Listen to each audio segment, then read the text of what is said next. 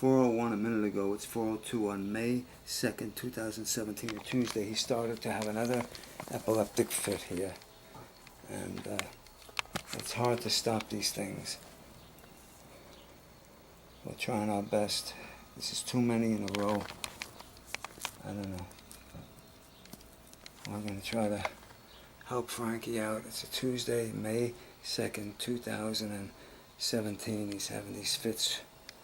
5 of them, and they're under 12 hours, 5 of them. I just got to monitor this. Dad, please help us with your hat, your magic hat. 4:02, May 2nd, 2007.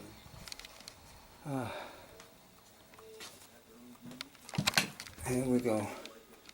It's all right, little sweetheart. Sweetheart. You know, little sweetheart.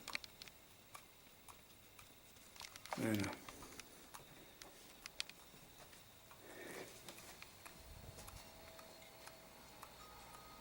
It's all right, bud. Hold on. Hang in there, honey. I'm going to put the lights on. Oh. Let's come out of it. Come on now. Let's come out of it.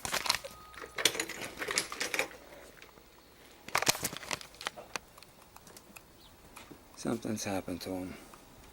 Something obviously has happened to him. He's had too many of these in a row within under 24 hours. He's had 5.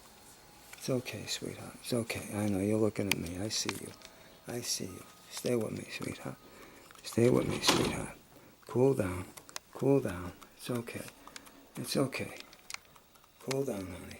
You're going to heaven soon. Cool down.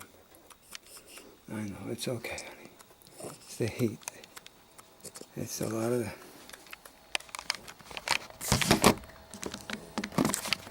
He's having this for 2 minutes now. 2 minutes.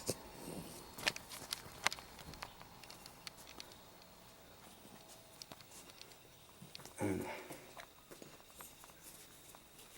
he's pedaling his way out of it. These are what you call seizures. And he's very over-amped now. It's very hot. And I'm trying to help him out. He had them 8:17 p.m. yesterday, Monday, the 1st of May. He had one at 4:10 a.m. and 7:39 a.m. today, Tuesday, and then this afternoon at 2:50 p.m. over by Mom's, by her apartment, and just now at 4:01 p.m. That's 1, 2, 3, 4, 5 in under 24 hours. In other words, 20 hours ago he started the first one at 8 p.m. Almost 20. And I'm just monitoring this stuff to show to the doctors because, you know, it's really amazing what's going on here. You know, I'd like to report this to Dr. Strieber and Dr. Palmquist. Dr. Strieber is my veterinarian doctor for the dog, and Dr. Palmquist is also a doctor of cats and dogs and cats veterinarian, but he deals with more of the, you know, the homeopathic episodes, and that's what we just experienced. We experienced again Frankie having one of these seizures, and he's come out of it now. I'm afraid to put him on the floor because there's either 2 things that'll happen when he goes on the floor. He usually runs rampant, or he goes very slow and falls down. I'm going to just hold on to him for a while. And he's still in the little fit area. He's not out of it yet. He's still in it. I could tell he's still in it. I did all I could for you, Frankie. I got everything done. Teeth cleanings, eye surgery, ear infections corrected, soft tumor taken off your chest, everything. I tried my best. I think I've been a good brother, father, uncle, friend. I don't know what is left of all this. I'm just trying to keep you cool. It's kind of warm here. And I'm looking at the time. That one lasted approximately from 4:01 to like 4:04. That was 3 minutes ago. It ended. It's now 4:07. Tuesday, May 2nd, 2017. I don't know if it's the heat doing it or what, but seemingly the heat can do this in combinations of foods that have re-entered the body again. You know, I'm going to call up some people. See, he's overheated. He's overheated. I want to give him some water. Let me see if we can get some water out of here. Hold on. All right, hold on. Let me pour the water.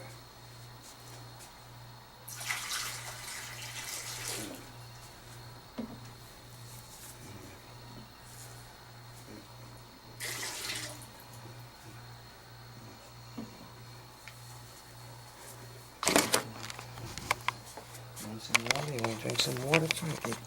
Come on, drink some water. Drink some water, honey. Come on. There's the water. Come on. You want to eat? You want to drink some water? Come on. No, he's all out of it. This is what happens when they have a seizure. They basically go into these convulsions, and then when they come out of the convulsion, they're in a dream world, an alpha state, or whatever they call it, where they're trying to regroup themselves. And it's tiring for him, and very tiring for me, because I have to help him get through it. As you can see, he's relaxed now. It's okay, Frankie. It's okay. I did a lot of things for you. I got you through a lot of things. And hopefully we'll make it an easy path to heaven. You're going to be all right, sweetheart. He's on a phenobarbital for seizures from Dr. Stryber here in El Segundo Animal Hospital. Then I go to a Dr. Palmquist by way of my sister telling me about him. He's a homeopathic doctor. He deals more with man-made substances like phenobarbital. And he puts him on something called Tian-Ma, Tian-Ma +2 strength, Roman number 2, you know. And that's supposed to keep, it's a powder, gray or brown in a capsule, one every 12 hours. The phenobarbital, 1 pill every 12 hours. It started off half a pill every 12 hours. And what happens is that we take this and we throw those two together, and the Tian-Ma is supposed to protect the liver, kidneys, and internal organs from any kind of problems that the phenobarbital would cause, possibly. Okay, we got those two going. So Dr. Stryber is in charge of the phenobarbital. That's the only thing he's prescribed for this situation of seizures. Whereas Dr. Palmquist, homeopathic guy, goes into more of these roots and herbs, which is one of them, Tian-Ma +2 strength, which I just mentioned. It's a grayish brown powder, and that's in his system. Okay, those are 2 visits to the doctor. The 3rd visit is to Dr. Palmquist again, and he said he gives me something called vitamin D, RxD3, Richard Xavier Dennis, the number 3, 1, 2, 3. And this is a very high potency. 1 drop a day, like he says, on the food, not a whole vial, 1 drop a day, vitamin D. Okay, then there's a 3rd visit to Dr. Palmquist, and he then gives me something called Hemp RX, which is a marijuana thing. It soothes any kind of pain. 1 drop a day, not a whole vial, he says, every 12 hours. Couples that with a thing called omega-3 gel capsule, 1 of them every 24 hours. Then he adds 1 more other thing on that 3rd visit. They give me 3 things on that visit, something called DevCore plus mobility.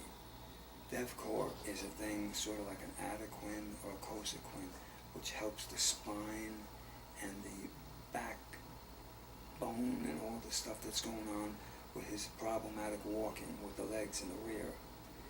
And that's in his system. Now, mind you, he's also taking glucosamine chondroitin, which when you think about it, all this stuff in his system at once deters him from eating. It makes it very hard for him to eat.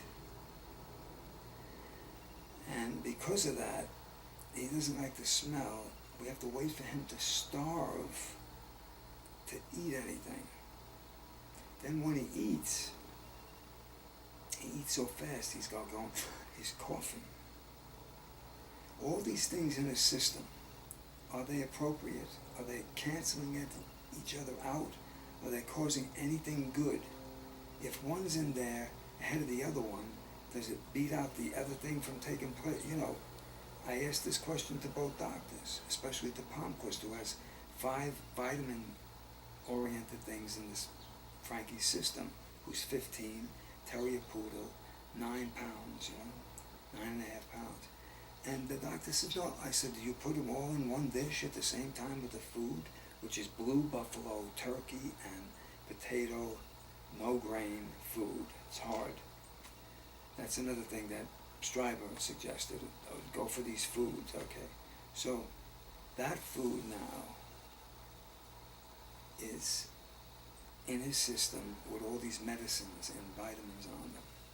And I look at it like, well, okay, how do we get him on the better food that he's been eating for 15 years? And nobody has the answer. They want him to stay off all this stuff. Plus, we got him on this medication to keep with Trifexis is now Comfortis. They stopped Trifexis and they made it Comfortis. They don't want any kind of Trifexis in the system because it's too strong, and we're going to Comfortis because it's a milder version of Trifexis, flea control. And some people say at the age of this dog, don't worry about fleas, But he's such a little darling. I mean, I want him to last a little longer. He's hugging me now. He's telling me that he loves me. I'm trying to help him. Trying to get him through this little world of his. All right. We got your medicine. But we've been narrowed down to one food and one food only. From comparative to what he was eating, it's nothing. Because of the fact that there's so many things that he's been eating over the years. From his earlier master to me. I mean, we got him down to hardly anything now. I mean, this is getting to a point where, like, what should I feed the dog? Should I feed him this stuff here, this blue buffalo? Should I still keep giving him all this medicine here? I mean, after a while, it's like, whoa, the animal doesn't want to eat his food. He's so hot. And I believe that the heat has something to do with these episodes of seizures. It's been hot. Just at 2:50 this afternoon, on the 2nd of May, 2017, Tuesday, I was talking to a woman outside of my mother's apartment down the block, and she loves this dog, just met him today. But as I stood in the sun, Frankie kept looking back at me like this, and then all of a sudden he started having a little fit. He just had one now. It's unbelievable how many he's had in this short period of time. Like I say, he's had a couple in December, a couple in January. Then he had one in February 8th, didn't have one until March 24th. Then all of a sudden, April 6th, 7th, 11th, 23rd, 29th, he had them, slight ones. Now in May, 8:17 p.m., May 1st, last night, Monday, has one. It lasts for 2 minutes. Then early this morning, May 2nd, 2017, he has one at 4:10 p.m. plus 7:39 p.m. a.m. This is 4:10 a.m., 7:39 a.m. Then outside with the woman walking by at 2:50 over by my mother's, 2:50 in the afternoon of May 2nd. And now, just a bit ago at 4 o'clock or 4:01, he had another one. And I'm blaming it on the heat. I think it's the heat. I think the heat is getting to this dog. I think it's making him very, very irritable. And it gets to his brain, and he can't stop it. He can't stop these fits. You saw what's earlier on in this video. He can't stop it. He can't tell me it's coming. All of a sudden, I just feel his body shaking. His limbs are stiffening up. His head is starting to move around. And the next thing we know it, he's having this little fit. It's true, they don't go that long. They go about a minute and a half. But I'm very concerned about him, and I want to help him. We may have to put him on some higher dosage. But what is that doing for his liver and his kidneys? That's why I went in today, and they're doing the blood work for him. There's the occasional blood work to see how the phenobarbital is affecting him. And we got to pray that it hasn't affected anything wrong. We got to pray that it's only been good for him. Because phenobarbital is a thing you don't want to use that often. But sometimes you have to. But if it's not working, can I blame it on the fact that all the stuff that Dr. Palmquist is giving me is getting in the way of the phenobarbital? And because it's getting in the way of the phenobarbital, it's not allowing the phenobarbital to have its presence in his system enough to alert his brain to stop these seizures. And that's what I really want to work on. I want to work on the fact that, like, there's something here that we have to really work on. We have to figure out what to do about any kind of things going in his system. Which are the right things to put in the system? Is it the stuff from Dr. Palmquist, the homeopathic guy? Is it just the phenobarbital? And on top of it all, for his real legs, I have him on something called glucosamine chondroitin, which is a form of it helps get rid of any kind of problems with the walking, phenobarbital. He's breathing heavy now. He's hot. I got to bring him to water, but he won't drink it. I'm going to try that now. Let's see, Frankie. You want to drink the water, honey? Come on. You want to drink the water? Come on, drink some water. Come on. There's your water. Come on. He didn't eat this morning. The medicine, all the medicine over here from Dr. Palmquist is in there waiting for him to eat. But he won't eat it. He's lost his appetite.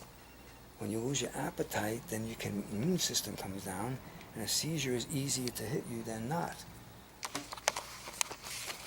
And here's where we've been camping out. I lay here every night next to him to keep an eye on him. Last night we woke up 4:10 in the morning with this. I'm hoping he gets better. I really want him to get better.